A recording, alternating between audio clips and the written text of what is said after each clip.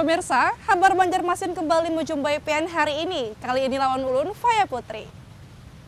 Sejumlah berita aktual dan beberapa informasi menarik lainnya telah kami siapkan. Berikut berita utama hari ini. Kasus wanita dimutilasi diduga dilatar belakangi karena tersangka kesal ditagih uang kencan.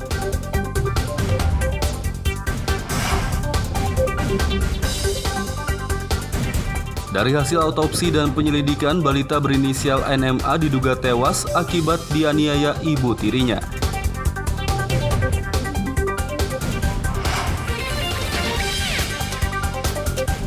Karena sakit hati, mantan karyawan mencuri 2 gudang dan 1 rumah milik bosnya.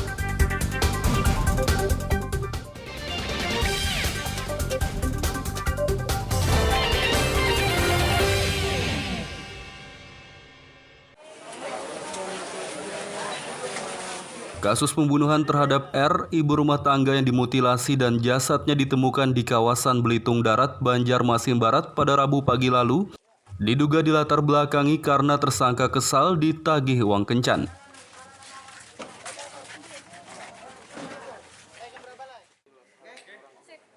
Kepolisian Resort Banjarmasin Kamis siang kemarin menginformasikan hasil penyelidikan kasus pembunuhan yang dilakukan oleh tersangka HP terhadap R, wanita yang ditemukan tewas dimutilasi. R ditemukan pada Rabu pagi lalu di rumah kosong gang keluarga kawasan Belitung Darat, Banjarmasin Barat dengan kondisi tanpa busana dan sangat mengenaskan. Kepalanya terpisah dari tubuh dengan jarak sekitar 10 meter dan tangan hingga bahunya terbakar. Sementara tersangka langsung melarikan diri keluar kota usai menghabisi nyawa korban. Namun polisi berhasil membekuknya kurang dari 12 jam, tepatnya pada Rabu siang di kawasan Bati-Bati, Kabupaten Tanah Laut. Tersangka HP mengaku membunuh korban karena kesal ditagih uang kencan. Usai dibunuh, tersangka membakar tubuh korban untuk menghilangkan jejak. Dilakukan sendiri atau dibantu teman? Sendiri itu enggak. Kamu mabuk ya waktu itu? Sehat. Lari ke Bati-Bati itu ke tempat siapa? Ke bengkel benerin motor korban. Oh, berarti memakai motor korban ya? Iya, di servis. Ganti aki sama ganti spion. Keren juga.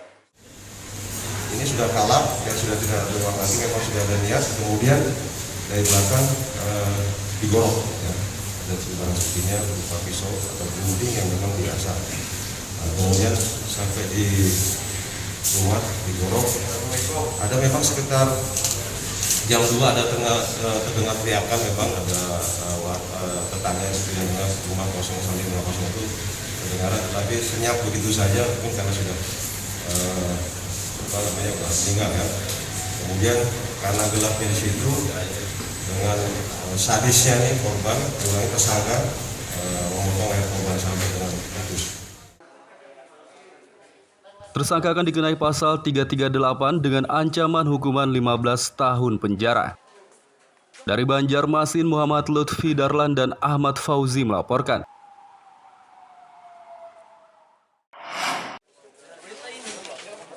Suami dan keluarga R, ibu rumah tangga yang menjadi korban mutilasi dan jasadnya ditemukan di kawasan Belitung Darat, Banjarmasin Barat pada Rabu pagi lalu, meminta polisi menghukum pelaku dengan seberat-beratnya. Korban mutilasi berinisial R merupakan ibu rumah tangga warga Jalan Sejahtera, Kelurahan Kelayan Luar, Banjarmasin Tengah. R ditemukan tewas pada Rabu pagi lalu di depan rumah kosong kawasan Belitung Darat, Banjarmasin Barat. Saat ditemukan, kondisi R sangat mengenaskan dan tanpa busana. Kepalanya terpisah dari tubuh dengan jarak sekitar 10 meter, sementara tangan hingga bahunya hangus terbakar. Suami korban berharap pelaku yang telah menghabisi nyawa istrinya dengan sadis dihukum seberat-beratnya. Tolong mohon secepatnya dari pihak kepolisian mendapatkan pelaku itu aja.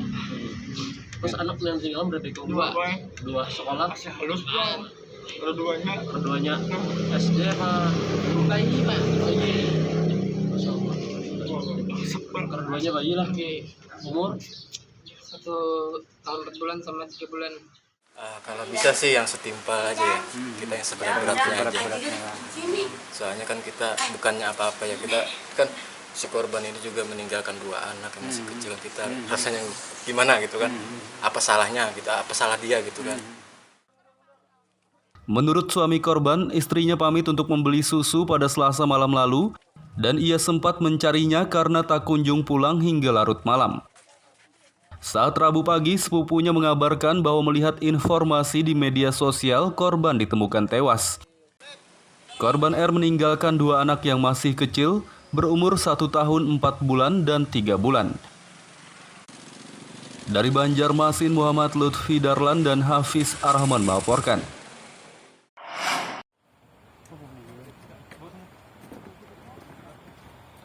Kasus tewasnya balita berinisial NMA yang diduga dianiaya akhirnya bisa diungkap polisi. Balita berusia 4 tahun tersebut telah diautopsi beberapa waktu lalu dan hasilnya korban diduga dianiaya ibu tirinya. Kepolisian Resort Banjarmasin Kamis siang kemarin menginformasikan hasil penyelidikan kasus tewasnya balita NMA yang diduga dianiaya. Polisi telah melakukan autopsi jasad balita NMA pada 24 Mei 2021 lalu di makamnya di kawasan Taman Pemakaman Umum CTN Pulau Beruang, Banjarbaru.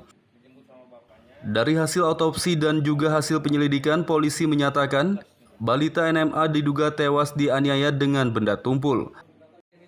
Polisi pun menetapkan pelaku penganiayaan terhadap balita berusia 4 tahun itu adalah ibu tirinya berinisial DS.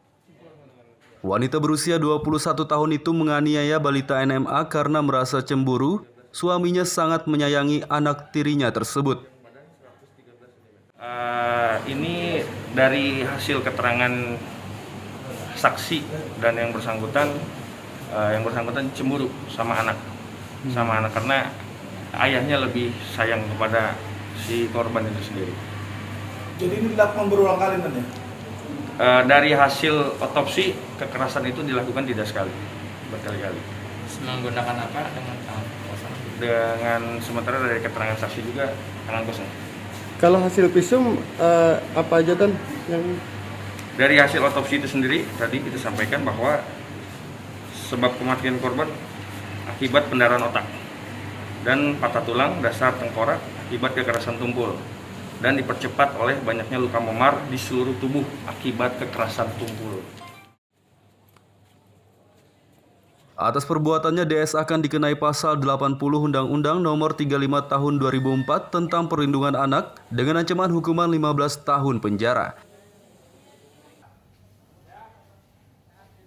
Dari Banjarmasin, Muhammad Lutfi Darlan dan Hafiz Arahman melaporkan.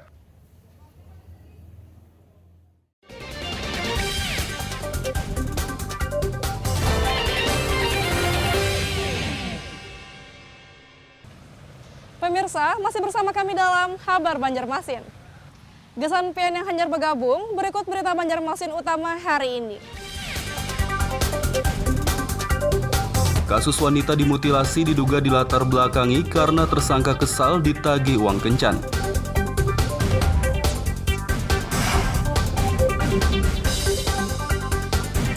Dari hasil autopsi dan penyelidikan, balita berinisial NMA diduga tewas akibat dianiaya ibu tirinya.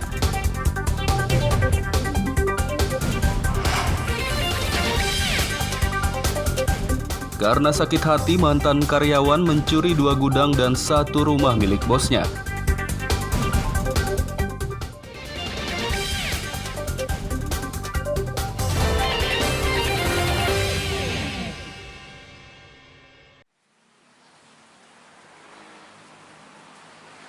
Karena sakit hati, mantan karyawan mencuri 2 gudang dan 1 rumah milik bosnya. Tak hanya mencuri material bangunan, tersangka juga menggasak semua isi dari gudang dan rumah tersebut.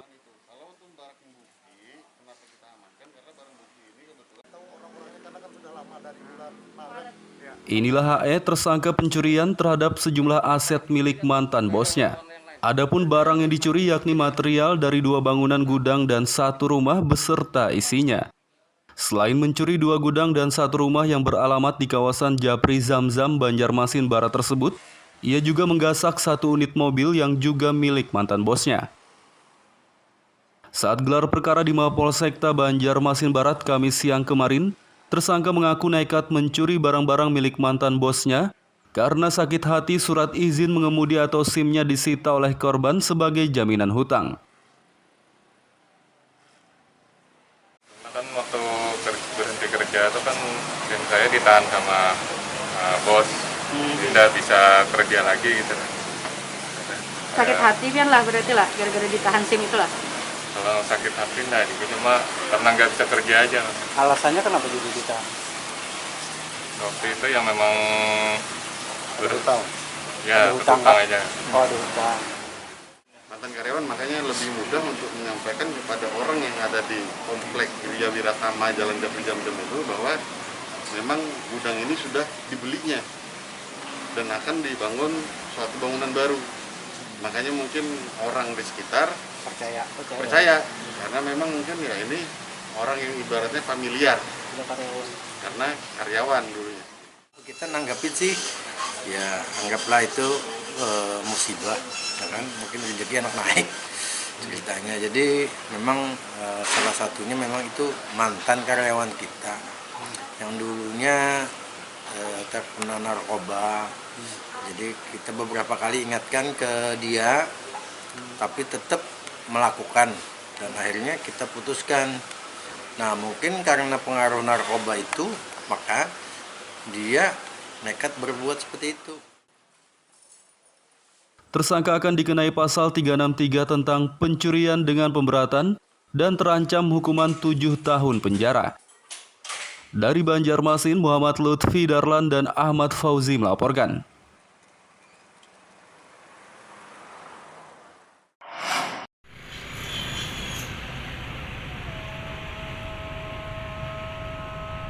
Perbaikan Jalan Cemara Ujung, Banjarmasin Utara telah rampung dikerjakan oleh Dinas Pekerjaan Umum dan Penataan Ruang PUPR setempat. Agar tidak cepat rusak, angkutan bertonase berat dilarang melintasi jalan tersebut.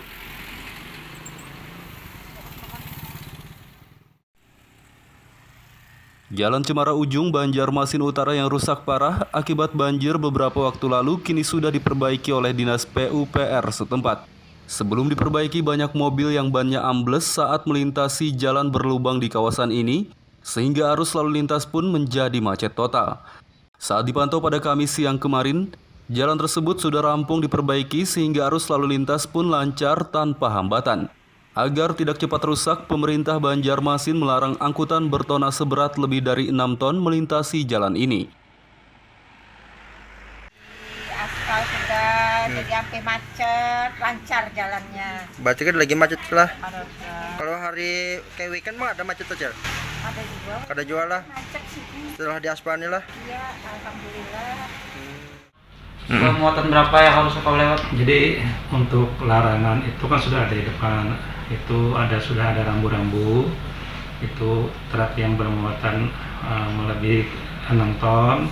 Kemudian ada juga pembatasan terhadap tinggi angkutan yang melebihi 2,1 meter kan dilarang lewat di sana. Jadi besar harapan kami masyarakat dapat turut menjaga keawetan jalan tersebut sehingga kenyamanan jalan tersebut dapat bertahan lebih lama. Perbaikan Jalan Cemara Ujung oleh Dinas PUPR Banjarmasin menelan anggaran sebesar 2,9 miliar rupiah. Dari Banjarmasin, Muhammad Lutfi Darlan dan Fudael melaporkan.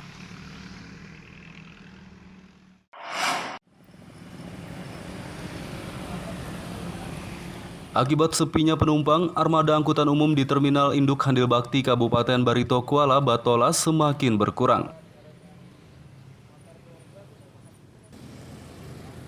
Armada angkutan umum di Terminal Induk Handil Bakti Kabupaten Batola jurusan Marabahan dulunya berjumlah puluhan unit. Namun kini hanya tersisa 15 unit saja yang masih beroperasi.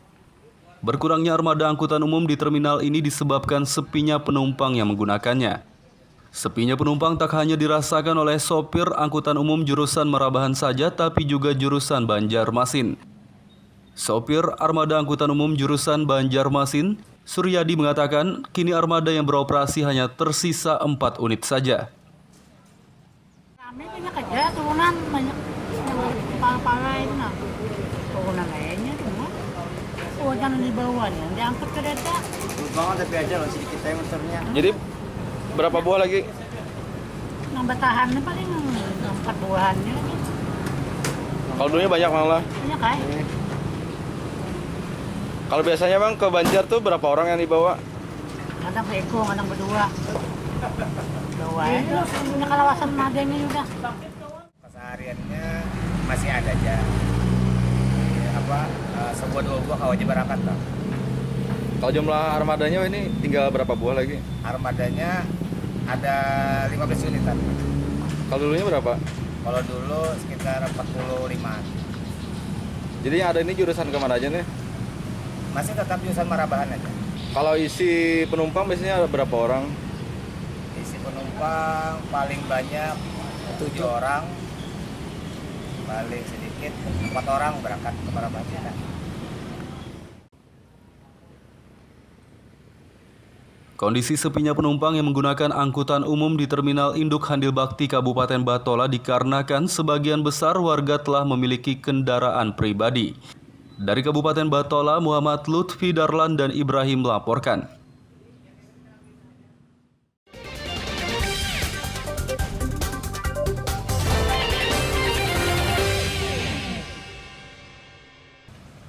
Pemirsa, masih bersama kami dalam Kabar Banjarmasin. Gesan pian yang hanyar bergabung, berikut berita Banjarmasin utama hari ini. Kasus wanita dimutilasi diduga dilatar belakangi karena tersangka kesal ditagih uang kencan.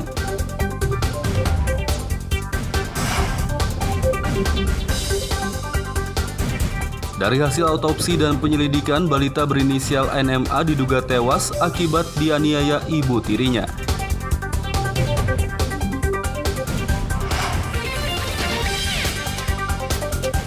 Karena sakit hati, mantan karyawan mencuri 2 gudang dan 1 rumah milik bosnya.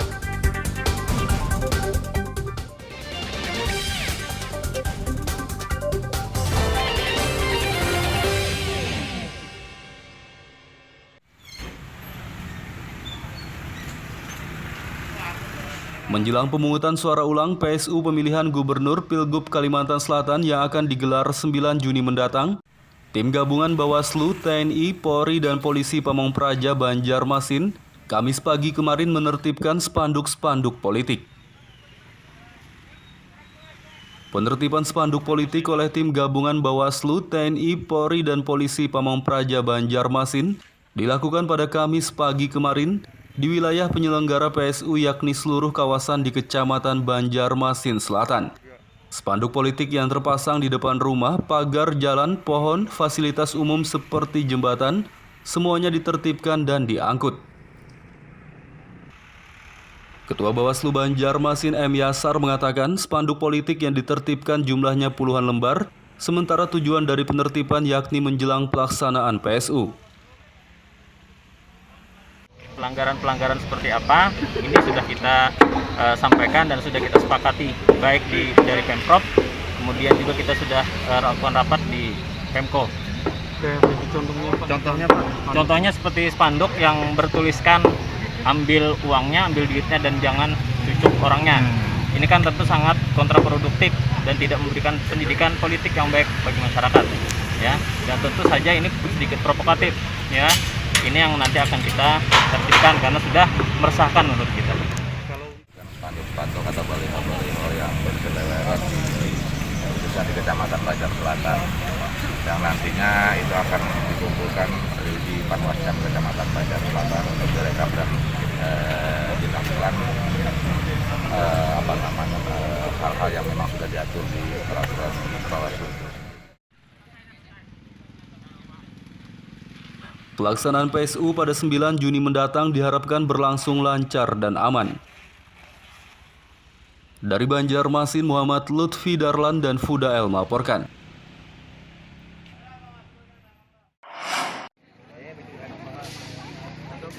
...124 desa sekabupaten Tapin Kamis pagi menggelar pemilihan serentak anggota Badan Permusyawaratan Desa BPD tahun 2021.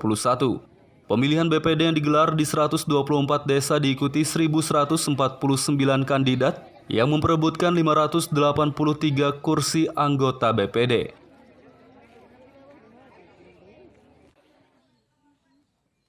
Pemilihan anggota BPD di Kabupaten Tapin digelar dengan dua cara, yakni pencoblosan dan musyawarah. Dari 124 desa yang melaksanakannya, 85 diantaranya menggelar pencoblosan langsung, sementara 39 desa lainnya secara musyawarah. Kepala Dinas Pemberdayaan Masyarakat Desa PMD Tapin, Rahmadi mengatakan pemilihan anggota BPD tahun 2021 yang digelar di 124 desa diikuti 1.149 kandidat yang memperebutkan 583 kursi anggota BPD. Jadi hari ini ya menentukanlah sekitar 581 nantinya anggota-anggota BPD yang akan terpilih untuk periode 2021-2027. Itu jumlahnya tidak sama, artinya ada yang 5, ada yang 7, dan paling banyak itu 9, tergantung dari jumlah penduduk. Di bawah 2000, 5 anggota BPD-nya. 2000 sampai 3000 itu 7, 3000 ke atas itu 9. Bagi mereka-mereka nanti yang terpilih, fungsi yang pertama tentu saja mereka adalah menyepakati peraturan desa bersama-sama dengan kepala desa. Nah, peraturan desa dalam misalnya APBDes ya, anggaran pendapatan dan belanja desa. Ini tugas pokok mereka yang ikut serta memilih, mensukseskan mudah-mudahan pemilihan lembaga musyawarah desa ini bisa berjalan dengan lancar pemilihannya dan terpilih orang yang terbaik akan dihendaki oleh masyarakat. Nah, mudah-mudahan bisa membantu kepala desa dalam menjalankan roda pemerintahan dan pembangunan. Menurut Bupati sendiri gimana saat ini peran desa sendiri, Pak? Peran desa cukup bagus. Hanya saja kalau ada koordinasi yang baik. Jadi antara kepala desa dengan lembaga musyawarah desa ini kan harus koordinasi yang baik supaya roda pemerintahan itu bisa berjalan dengan lancar.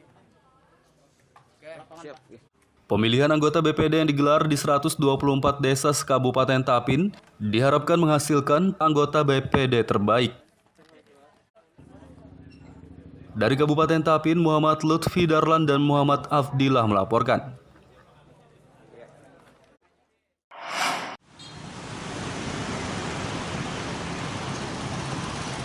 Akibat pandemi COVID-19, ribuan mahasiswa dari Universitas Lambung Mangkurat ULM Banjarmasin belum membayar uang kuliah tunggal UKT atau SPP. Pandemi COVID-19 tak hanya berdampak terhadap proses pembelajaran saja, tapi juga pembayaran uang kuliah tunggal UKT atau SPP. Dari 300.000 mahasiswa di Universitas Lambung Mangkurat ULM Banjarmasin, lebih dari 5.000 diantaranya belum membayar SPP masa perkuliahan tahun 2021. Masing-masing fakultas dan program studi diminta memanggil mahasiswa yang belum membayar SPP tersebut. Mahasiswa yang tidak bayar UKT dan tidak juga melakukan KS lebih daripada 2 semester. Ini lumayan signifikan jumlahnya, yaitu sekitar 5.023 orang. Ini yang tanpa kabar. Tentu kami juga sudah berusaha untuk melakukan inventarisir kembali dan sudah kami minta kepada masing-masing fakultas, kepada program studi untuk bisa menghubungi para mahasiswa yang tadi saya katakan tidak membayar UKT dan tidak melakukan KRS selama lebih dari 2 semester itu. Selain memanggil mahasiswa yang belum bayar SPP, fakultas dan program studi juga akan meminta penjelasan dari mahasiswa yang sudah membayar SPP namun tidak mengisi kartu rencana studi. Dari Banjarmasin, Muhammad Lutfi Darlan dan Hafiz Arrahman melaporkan.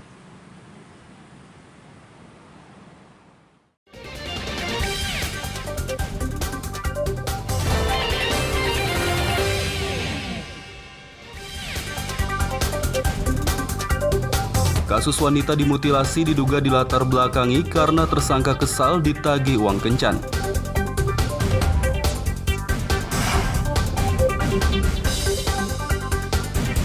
Dari hasil autopsi dan penyelidikan, balita berinisial NMA diduga tewas akibat dianiaya ibu tirinya.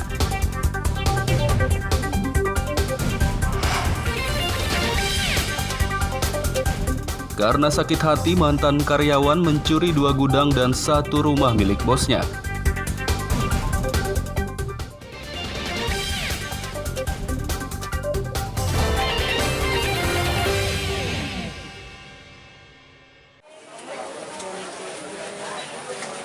Kasus pembunuhan terhadap R, ibu rumah tangga yang dimutilasi dan jasadnya ditemukan di kawasan Belitung Darat, Banjarmasin Barat pada Rabu pagi lalu, diduga dilatar belakangi karena tersangka kesal ditagih uang kencan.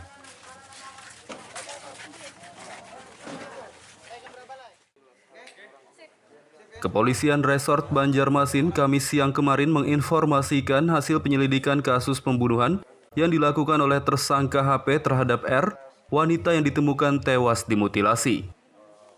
R ditemukan pada Rabu pagi lalu di rumah kosong gang keluarga kawasan Belitung Darat, Banjarmasin Barat dengan kondisi tanpa busana dan sangat mengenaskan. Kepalanya terpisah dari tubuh dengan jarak sekitar 10 meter dan tangan hingga bahunya terbakar. Sementara tersangka langsung melarikan diri keluar kota usai menghabisi nyawa korban. Namun polisi berhasil membekuknya kurang dari 12 jam, tepatnya pada Rabu siang di kawasan Bati-Bati, Kabupaten Tanah Laut. Tersangka HP mengaku membunuh korban karena kesal ditagih uang kencan. Usai dibunuh, tersangka membakar tubuh korban untuk menghilangkan jejak. Dilakukan sendiri atau dibantu teman? Sendiri itu enggak. Kamu mabuk ya waktu itu? Sehat. Lari ke Bati-Bati itu ke tempat siapa? Ke bengkel benerin motor korban. Oh, berarti memakai motor korban ya? Iya, di servis. Ganti aki sama ganti spion. Keren juga. Ini sudah kalah, ya sudah tidak ada uang lagi, memang sudah ada niat. Kemudian dari belakang digorok, ya. Dan sembarang buktinya berupa pisau atau gunting yang memang biasa. Kemudian sampai di rumah digorok. Ada memang sekitar jam 2 ada terdengar teriakan, memang ada tetangga yang sedang dengar rumah kosong sambil rumah kosong itu kedengaran, tetapi senyap begitu saja mungkin karena sudah meninggal ya. Kemudian karena gelapnya di situ dengan sadisnya nih korban, mulai tersangka memotong leher korban sampai dengan putus. Tersangka akan dikenai pasal 338 dengan ancaman hukuman 15 tahun penjara. Dari Banjarmasin, Muhammad Lutfi Darlan dan Ahmad Fauzi melaporkan.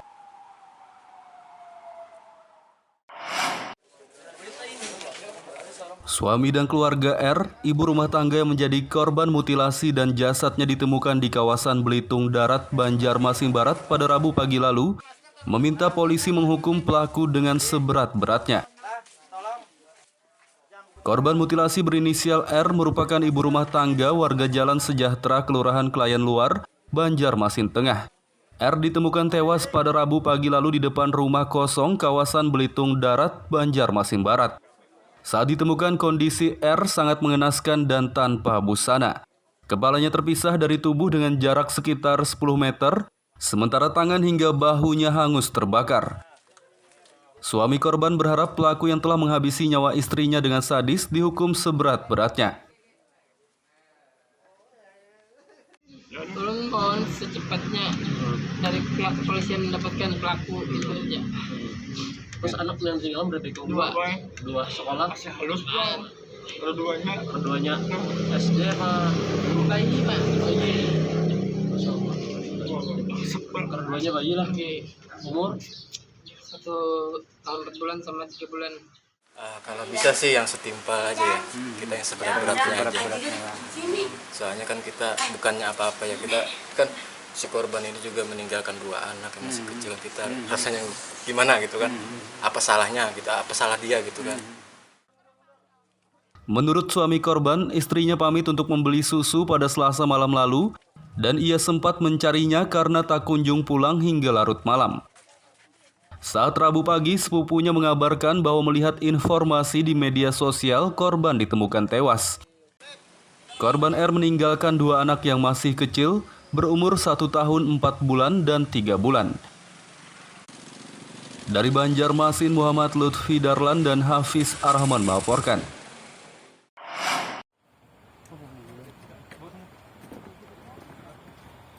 Kasus tewasnya balita berinisial NMA yang diduga dianiaya akhirnya bisa diungkap polisi.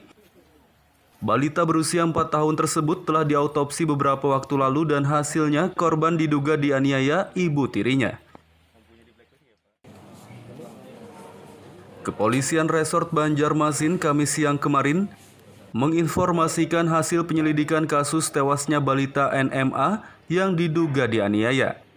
Polisi telah melakukan autopsi jasad balita NMA pada 24 Mei 2021 lalu di makamnya di kawasan Taman Pemakaman Umum CTN Pulau Beruang, Banjarbaru. Dari hasil autopsi dan juga hasil penyelidikan, polisi menyatakan balita NMA diduga tewas dianiaya dengan benda tumpul. Polisi pun menetapkan pelaku penganiayaan terhadap balita berusia 4 tahun itu adalah ibu tirinya berinisial DS. Wanita berusia 21 tahun itu menganiaya balita NMA karena merasa cemburu, suaminya sangat menyayangi anak tirinya tersebut. Ini dari hasil keterangan saksi dan yang bersangkutan cemburu sama anak karena ayahnya lebih sayang kepada si korban itu sendiri. Jadi ini dilakukan berulang kali ya? Dari hasil otopsi, kekerasan itu dilakukan tidak sekali, berkali-kali. Menggunakan apa? Dengan sementara dari keterangan saksi juga tangan kosong. Kalau hasil visum apa aja Dan yang dari hasil otopsi itu sendiri tadi kita sampaikan bahwa sebab kematian korban akibat pendarahan otak dan patah tulang dasar tengkorak akibat kekerasan tumpul dan dipercepat oleh banyaknya luka memar di seluruh tubuh akibat kekerasan tumpul. Atas perbuatannya DS akan dikenai pasal 80 Undang-Undang Nomor 35 Tahun 2004 tentang Perlindungan Anak dengan ancaman hukuman 15 tahun penjara. Dari Banjarmasin, Muhammad Lutfi Darlan dan Hafiz Arrahman melaporkan. Pemirsa, informasi tadi sekaligus menutup perjumpaan kita kali ini. Saya Faya Putri lawan Buan Redaksi mengucapkan selamat beraktivitas, sampai jumpa.